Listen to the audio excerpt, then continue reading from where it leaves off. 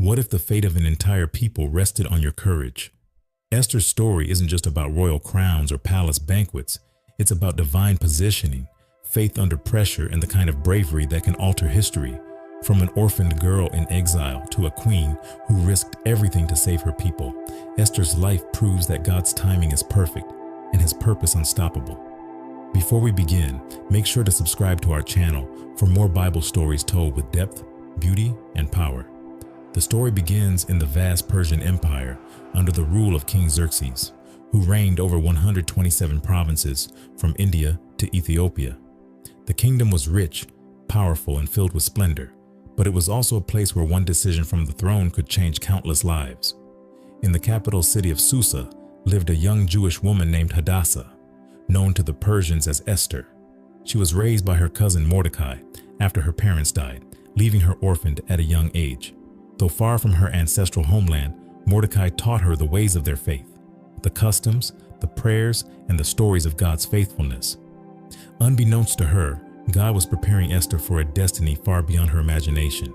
At that time, Queen Vashti, the wife of King Xerxes, had refused to appear before him during one of his royal banquets. Her defiance humiliated the king before his nobles, and in anger, he decreed that she be removed from her position. A royal search was then announced throughout the empire to find a new queen, one who would be more pleasing to the king. Beautiful young women were brought from every province to the citadel of Susa, each prepared for months of royal treatment before being presented to the king. Among them was Esther. When she was taken to the palace, she found favor with Haggai, the official in charge of the harem. He provided her with special food, beauty treatments, and attendance, but more importantly, Esther carried herself with grace, humility, and wisdom, virtues that no perfume or adornment could match. Mordecai had instructed her not to reveal her Jewish heritage, and she obeyed. In a kingdom where power was everything, Esther's strength lay in quiet obedience and faith. Day after day, Mordecai walked near the palace gates to hear news of her well-being, unaware that God's hand was weaving their lives into a plan that would one day save their people. When Esther's turn came to go before King Xerxes, she asked for nothing beyond what Haggai recommended. Her confidence wasn't in the cosmetics or the custom garments. It was in the favor of God that went before her. The king was captivated. Among all the women, Esther stood out not only for her beauty, but for her spirit. The scriptures say in Esther chapter 2, verse 17, "Now the king was attracted to Esther more than to any of the other women, and she won his favor and approval more than any of the others. So he set a royal crown on her head and made her queen instead of Vashti." The orphaned girl of exile had become queen of the most powerful empire in the world. Yet even in her royal robes, she remained humble, remembering her roots and her faith. What Esther could not yet see was that her rise to the throne was no accident. God had placed her there for a divine purpose, one that would soon be revealed in the most unexpected way. As Queen Esther settled into life within the Persian palace, her crown glittered for all to see, but her true identity remained a secret. Mordecai, her guardian and mentor, had warned her not to reveal that she was a Jew. It wasn't fear that silenced her, it was wisdom. God's plan often begins in silence, where obedience prepares the way for revelation. Behind the marble walls and gold pillars of the royal court, Esther learned the delicate rhythm of palace life. The politics were subtle, the hierarchy unspoken, and every word mattered. She had favor with the king, but she was still a woman in a foreign empire, a guest in a world of shifting loyalties. Outside the palace, Mordecai continued his faithful watch near the gates. He couldn't forget the young girl he had raised, now hidden behind royal doors. His presence there would soon prove vital. One day, as he sat among the officials, Mordecai overheard two of the king's officers, Bigthana and Teresh, plotting to assassinate King Xerxes. Their whispers were treacherous, and their plan deadly. Without hesitation, Mordecai sent word to Esther. She immediately told the king, giving credit to Mordecai for uncovering the plot. The men were investigated, found guilty, and executed.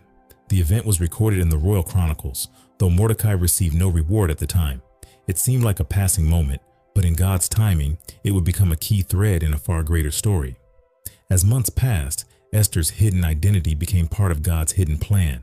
She carried the secret of her people quietly, not out of shame, but out of purpose. The Jewish exiles scattered across Persia lived under foreign rule, uncertain of their future. Yet their fate rested unknowingly in the hands of one of their own, seated beside the most powerful man in the world. Then a new figure rose in the Persian court, Haman. the son of Hammedatha the Agagite. The king elevated him to a position of immense power, commanding all officials to kneel in his presence. Everyone obeyed except one man, Mordecai. When Haman saw that Mordecai refused to bow, fury consumed him. But killing one man was not enough. His pride demanded something greater. Learning that Mordecai was a Jew, Haman resolved to destroy all the Jews throughout the kingdom of Xerxes. Esther, unaware of the growing danger, continued her quiet life in the palace. But outside, a decree was being planned that would threaten the very existence of her people. Haman convinced the king that a certain group of people scattered across the provinces lived by their own laws and did not obey the king's decrees. "It is not in the king's best interest to tolerate them," he said. Sealed with the king's own signet ring, letters were sent across the empire, setting a date for the annihilation of all Jews, young and old, men and women, in a single day. The empire that had crowned Esther now held the pen of death over her people. At the palace gates, Mordecai tore his clothes, put on sackcloth and ashes, and cried out bitterly. When news reached Esther of his distress, she sent clothes for him, but he refused them. Something far greater was unfolding, a divine collision between hidden identity and revealed purpose. In that moment, Esther's silence could no longer last. The secret she had carried for years was about to become the key to her people's survival. The decree was sealed.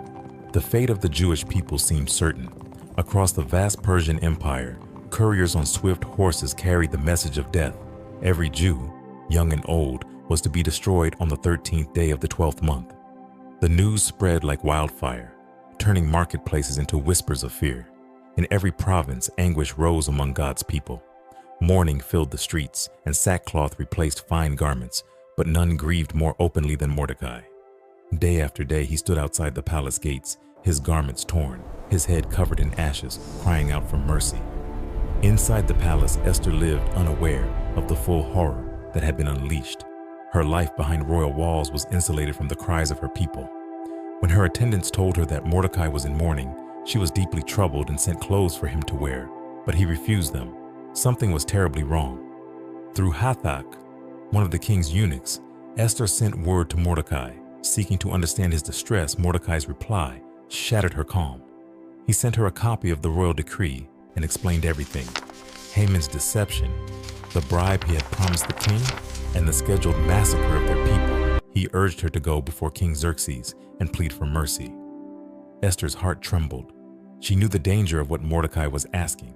No one, not even the queen, could approach the king uninvited. To do so meant death, unless the king extended his golden scepter in mercy. "All the king's officials know this law," she sent back, "and I have not been called to go to him for 30 days. Mordecai's response pierced her hesitation. "Do not think that because you are in the king's house, you alone will escape," he warned. "For if you remain silent at this time, relief and deliverance for the Jews will arise from another place, but you and your father's house will perish. And who knows but that you have come to your royal position for such a time as this?" Those words ignited something within Esther. She realized her crown was never about comfort. It was about calling. The privilege she held was not her protection. It was her purpose. After a moment of stillness, her reply came firm and clear. "Go, gather all the Jews who are in Susa, and fast for me. Do not eat or drink for 3 days, night or day. My attendants and I will fast as well. When this is done, I will go to the king, even though it is against the law, and if I perish, I perish." For the first time, Esther stepped fully into her destiny, not as a silent queen, but as a courageous intercessor for her people. Outside, as the Jews fasted and prayed, the city of Susa was covered in sorrow, but heaven was already moving. The God who seemed hidden was at work behind palace curtains and sleepless nights, aligning every event for his divine purpose. The decree was sealed. The fate of the Jewish people seemed certain. Across the vast Persian Empire, couriers on swift horses carried the message of death. Every Jew, young and old, was to be destroyed on the 13th day of the 12th month. The news spread like wildfire, turning marketplaces into whispers of fear. In every province, anguish rose among God's people. Mourning filled the streets, and sackcloth replaced fine garments, but none grieved more openly than Mordecai. Day after day, he stood outside the palace gates, his garments torn, his head covered in ashes, crying out for mercy. Inside the palace, Esther lived unaware of the full horror that had been unleashed. Her life behind royal walls was insulated from the cries of her people.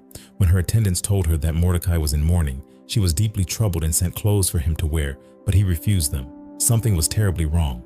Through Hathach, one of the king's eunuchs, Esther sent word to Mordecai. Seeking to understand his distress, Mordecai's reply shattered her calm. He sent her a copy of the royal decree and explained everything: Haman's deception, the bribe he had promised the king, and the scheduled massacre of their people. He urged her to go before King Xerxes and plead for mercy. Esther's heart trembled. She knew the danger of what Mordecai was asking. No one, not even the queen, could approach the king uninvited. To do so meant death, unless the king extended his golden scepter in mercy. All the king's officials know this law, she sent back, and I have not been called to go to him for 30 days. Mordecai's response pierced her hesitation. Do not think that because you are in the king's house, you alone will escape, he warned. For if you remain silent at this time, relief and deliverance for the Jews will arise from another place, but you and your father's house will perish. And who knows but that you have come to your royal position for such a time as this? Those words ignited something within Esther. She realized her crown was never about comfort. It was about calling. The privilege she held was not her protection, it was her purpose. After a moment of stillness, her reply came firm and clear. Go, gather all the Jews who are in Susa and fast for me. Do not eat or drink for 3 days, night or day. My attendants and I will fast as well. When this is done, I will go to the king, even though it is against the law, and if I perish, I perish. For the first time, Esther stepped fully into her destiny, not as a silent queen, but as a courageous intercessor for her people. Outside, as the Jews fasted and prayed, the city of Susa was covered in sorrow, but heaven was already moving. The God who seemed hidden was at work behind palace curtains and sleepless nights, aligning every event for his divine purpose. While Haman reveled in his power, building gallows in pride and preparing to destroy a nation, the hand of God was turning the tide in unseen ways. Esther's courage had set something spiritual in motion. The fasting of the Jews became a shield, and their tears an offering. Before the throne of the Almighty, the third day approached. Esther rose from prayer, her heart steady, her spirit strengthened as she adorned herself in royal garments, not for beauty, but for battle. The queen was about to stand before the king and before destiny itself. The third day had come. Esther, after fasting and praying with her people, stood ready to risk everything. She knew the law. Approaching the king uninvited could mean death, yet she also knew something greater. Silence would mean the destruction of her people. Her trembling had turned to resolve. Dressed in royal robes, Esther entered the inner court of the palace, her heart steady but her steps deliberate. The golden pillars shimmered, and the throne room stretched before her like a test of faith. At the far end sat King Xerxes, clothed in power and surrounded by guards, every eye turned toward the queen. The room fell silent. The law of Persia was clear. No one could approach the king unless summoned. But as Esther stood there, time seemed to freeze. Then, in an act that changed history, the king extended his golden scepter toward her. She had found favor in his eyes. Relief washed over her, but the real test was only beginning. "What is it, Queen Esther?" the king asked. "What is your request? Even up to half the kingdom, it will be given you." Esther's voice was calm, but her strategy was divine. She didn't reveal her request immediately. Instead, she invited the king and Haman to a private banquet she had prepared. Her words were wise, her timing inspired. That night, the banquet unfolded with elegance and mystery. Haman's pride swelled. Being invited alone with the king and queen felt like proof of his greatness, but Esther's silence was intentional. She was waiting for the right moment, guided by something greater than instinct. When the king asked again for her request, Esther replied gently, "If it pleases the king, let the king and Haman come tomorrow to another banquet I will prepare. Then I will answer the king's question." It seemed like a delay, but it was destiny. God was setting the stage for justice. That same night, the king could not sleep. Restlessness stirred him, and he ordered the book of royal records to be read aloud. There, by divine design, the servant read the entry about Mordecai, exposing the plot to assassinate the king. Xerxes realized that Mordecai had never been rewarded. As dawn broke, Haman entered the court, intending to ask permission to hang Mordecai on the gallows he had built. But before he could speak, the king asked, "What should be done for the man the king delights to honor?" Assuming the honor was for himself, Haman proudly replied, "Let a royal robe be brought and a horse the king has ridden, with a royal crest placed on its head. Then let one of the king's noble officials lead him through the city streets, proclaiming, 'This is what is done for the man the king delights to honor.'" The king smiled and said, "Excellent. Go at once. Do everything you have suggested for Mordecai the Jew." The humiliation was unbearable. Haman, who had planned Mordecai's death, now had to honor him publicly. His arrogance crumbled into fear. That evening, as Haman arrived at Esther's second banquet, his pride was gone, replaced by dread he could not name. The queen sat poised, her face serene but her heart burning with courage. When the king once again asked her for her request, Esther finally spoke the words that would expose darkness and deliver her people. Her moment had come. Every prayer, every fast, every tear had led here. Esther stood not just as a queen, but as God's chosen instrument, ready to reveal the truth that would turn mourning into victory. The second banquet had begun. King Xerxes reclined with his queen beside him, unaware that within moments, the truth would unravel the empire's most sinister plot. Haman, seated nearby, tried to mask his unease. The air was thick with tension, though no one yet knew why. The king turned to Esther once more. "Queen Esther," he said, "what is your petition? It will be granted you. What is your request? Even up to half the kingdom, it will be given you." This time, Esther did not delay. With calm strength, she rose to her feet. "If I have found favor with you, your majesty," she began, "and if it pleases you, grant me my life. This is my petition, and spare my people. This is my request." The room fell silent. The king's brow furrowed in confusion. Esther's words struck him like a blade. "For I and my people have been sold to be destroyed, killed and annihilated," she continued. "If we had merely been sold as slaves, I would have kept quiet, but no such enemy could compensate for the king's loss." The king's face darkened with anger. Who is he? Where is the man who has dared to do such a thing? Then Esther turned toward Haman, her voice steady as she declared, "The adversary and enemy is this vile Haman." Haman froze. The color drained from his face. The very queen he thought to flatter had exposed him. Xerxes rose in fury and stormed out into the palace garden, struggling to contain his rage. Realizing his fate was sealed, Haman threw himself at Esther's feet, pleading for mercy. But as the king returned, he saw Haman falling toward the queen's couch and shouted, "Will he even assault the queen while she is with me in the house?" At once the guards covered Haman's face. Then one of the attendants spoke up. "A pole stands by Haman's house, 75 feet high. He set it up for Mordecai, who spoke up to save the king." "Hang him on it," the king commanded. And so Haman, the enemy of the Jews, was executed on the very gallows he had prepared for another. Justice had been swift and divine. But the danger was not yet over. The decree Haman had sealed with the king's signet ring still stood. Under Persian law, no royal edict could be revoked. Even by the king himself, the people's destruction was still scheduled. Esther once again approached the king, falling at his feet in tears. "If it pleases the king," she pleaded, "and if he regards me with favor, let an order be written overruling the dispatches that Haman devised." The king extended the golden scepter once more, granting her request. Then he gave his signet ring, the same one taken from Haman, to Mordecai. Shalom family, welcome to Bible Stories in Black. We bring powerful Bible stories to life. Stories that highlight our faith and depict the people of the Bible as black and melanated people, as they were in biblical times. Now you can be part of this mission by becoming a channel member.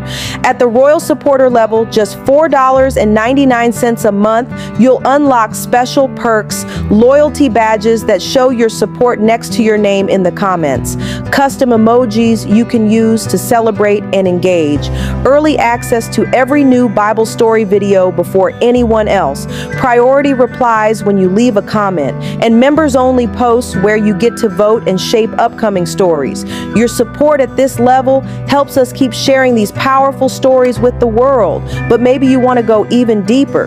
That's where our Royal Remnant tier comes in. For just $9.99 a month, you'll receive everything in the Royal Supporter level plus exclusive resources created to bless you and your family. As a Royal Remnant member, you'll receive 5 printable Bible-themed coloring pages every month. You'll also receive a devotional pack every month. Each devotional focuses on a key Bible character or theme, like faith, courage, obedience, or God's promises. These short reflections are designed to inspire, encourage, and connect you more deeply to God's Word. Together, these devotionals and coloring pages make the Royal Remnant tier a powerful way to grow in faith while supporting this channel. Click join today and be part of this mission to keep sharing our stories and our faith with the world.